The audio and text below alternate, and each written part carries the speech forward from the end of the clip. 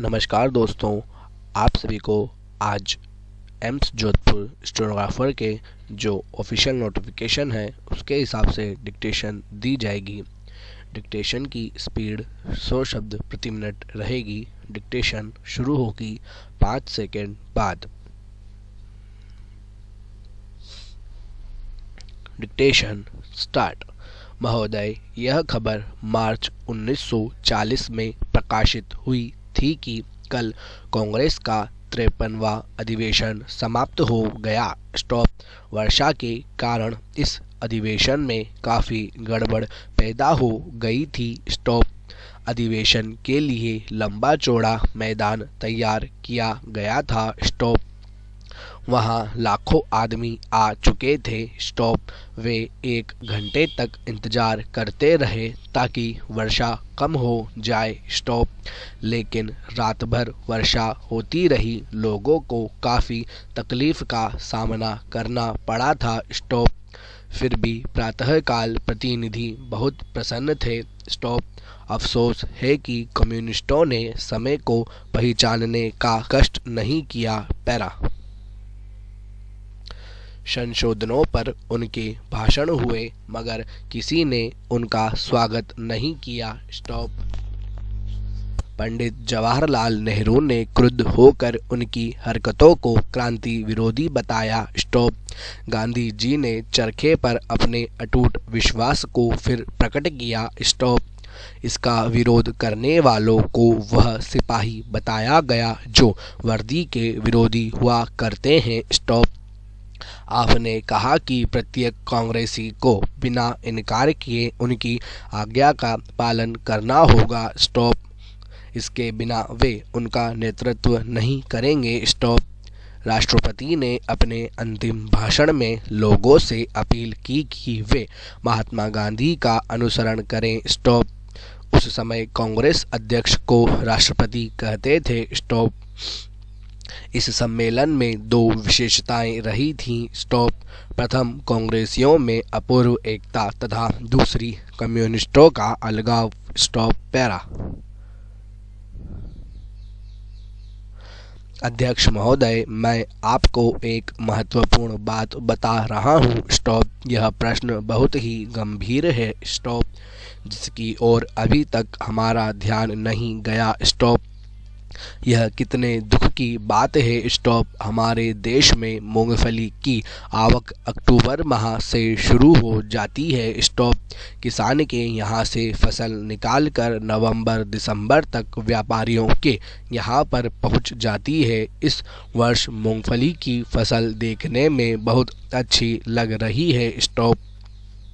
अभी तक देश के अखबारों में यह बात कही जाती रही है कि मध्य प्रदेश, गुजरात, आंध्र प्रदेश, तमिलनाडु और उत्तर प्रदेश में फसल बहुत अच्छी है। इसलिए यह संभावना व्यक्त की जा रही थी कि इसके भाव कुछ कम होना चाहिए, परंतु कुछ दिनों से सभी अखबारों में यह बात आने लगी है कि केवल गुजरात में 3.5 लाख टन मूंगफली की पैदावार कम हुई है। स्टॉप।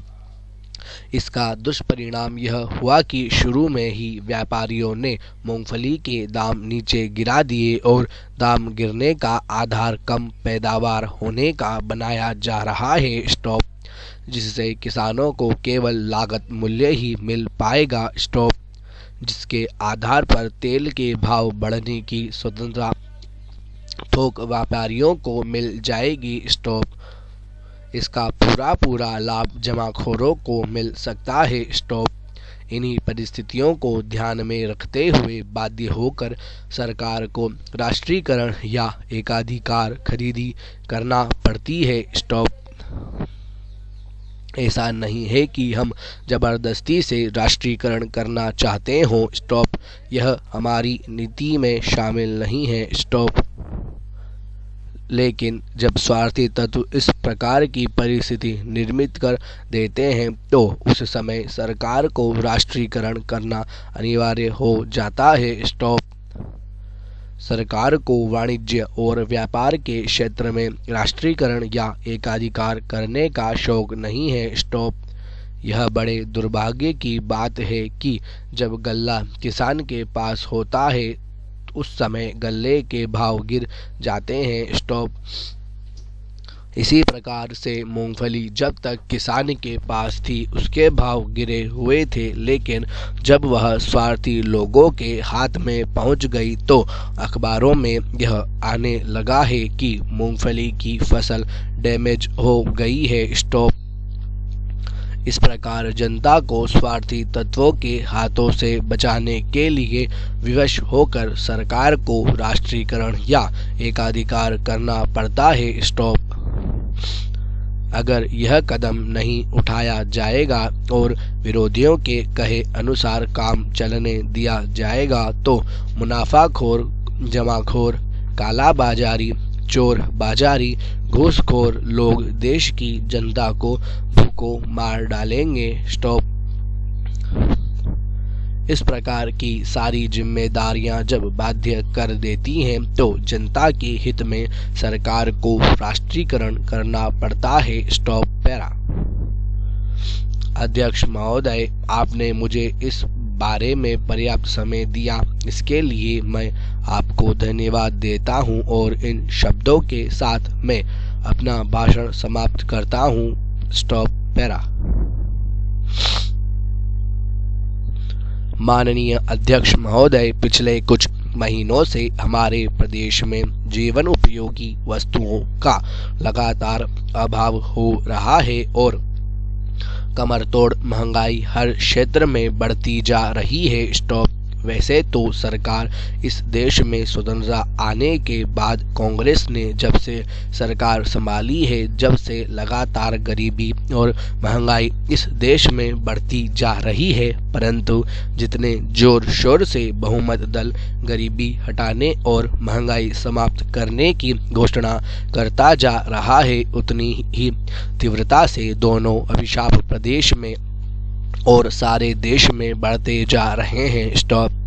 आप मोटे तौर पर देखेंगे कि जितनी महंगाई पहले चुनाव से लेकर 1947 तक बढ़ती, उतनी 1947 से 1972 के बीच 5 वर्ष के कार्यकाल में बढ़ गई है और जितनी इस बीच बढ़ी उतनी महंगाई प्रधानमंत्री श्रीमती इंदिरा गांधी के गरीबी हटाने के नारा देने के बाद 1 साल में बढ़ गई है। स्टॉप।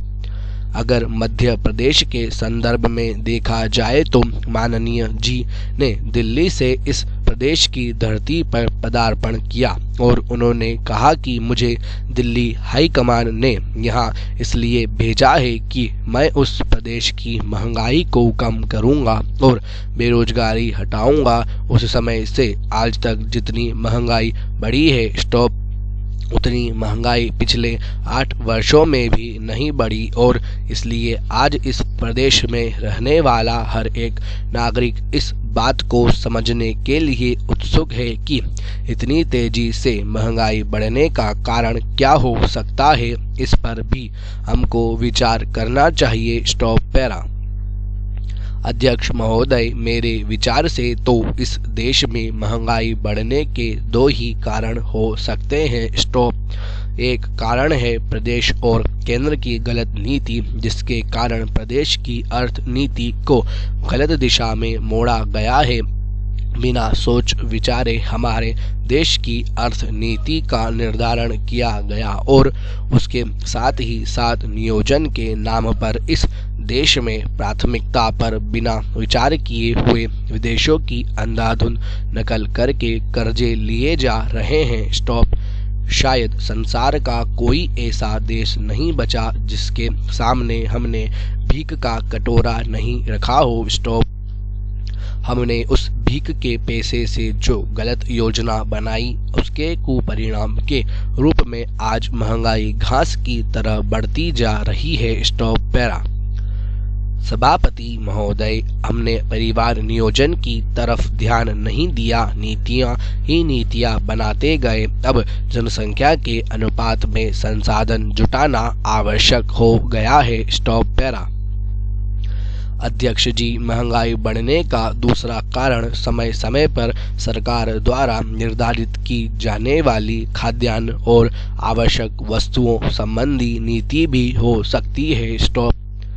इन दोनों के बीच में आज प्रदेश की जनता बुरी तरह से पिसती जा रही है। स्टॉप। यह बड़े दुख की बात है। स्टॉप।